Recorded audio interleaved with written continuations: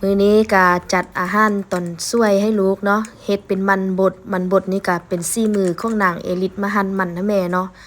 บ่ตอนเฮ็ดบ่ทันถ่ายคลิปซ้ำเนาะเพราะว่าฟ้าวมันจ่อเวลากินแล้วช่วยหลายแล้วเนาะก็เลยเคี่ยวเฮ็ดบ่ทันได้ถ่ายวิดีโอตอนเฮ็ดซ้ำก็จิมีทอดลูกค้างแล้วก็ผัด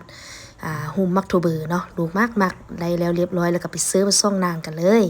เป็นได้มื้อนี้น่ะฮะผลงานการหั่นปมแต่หั่นมักมันให้แม่เฮ็ดมันบดให้กินผลงานตัวเองหั่นมัก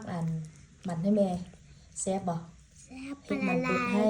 กินคู่กับหยังมื้อนี้กินคู่กันกับหุ่มมักถั่วเบิ่งเนาะแล้วก็ทอดลูกข้างเนาะก็มีผักเนาะหุ่มมักถั่วเบิ่งมื้อนี้นะซั่นแหละหุ่มมักถั่วเบิ่งไปสิเอลินมากเลยกินคู่กันกับมันบดแล้วก็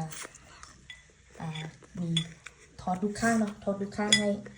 สิมลูกข้างรู้แซ่บกินอะไรใส่มือเลยสั่นเลยเห็นเป็นมือละน้อยภูมิใจบ่ได้ไปซอยแม่ครัวกินวันนี้บ่ทันได้ถ่ายวิธีการเฮ็ดซำเนาะฟ้าวจอเวลากินแล้วก็เลยเคี่ยวเฮ็ดแซ่บบ่เข้ากันบ่เข้ากันมึงแม่ใส่ขอสิแคนงามเทเนาะเฮ็ดเอาเองอีกเด้อใส่ขอสิแคนก็ห้อยเอาเองนะเฮ็ดเอาเองเหมือนใส่ชื่อตัวเองอีกใส่ว่าเอลิสจะมันเก่งแล้วลูกค่อยนี่เนาะคักแท้แซ่บบ่ยกโป๊ะตัวเองก็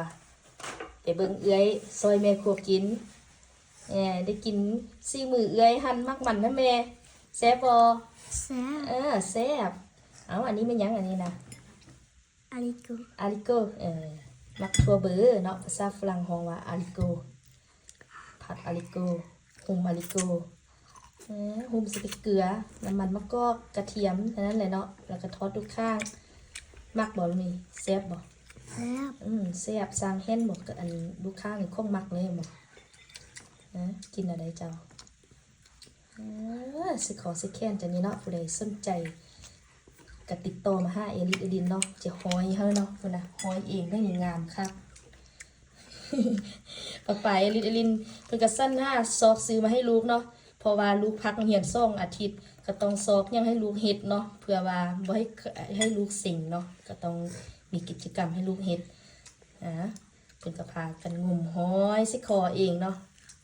กินเป็นตาแซ่บใช่ลูกคักบ่ทึกใจบ่ยกโปขอบใจไผมาม่ากับไผเอื้อยเอลิเฮ็ดให้กินไว้นี่น่ะเก่งไรบาโบไปแล้วบ๊ายบาย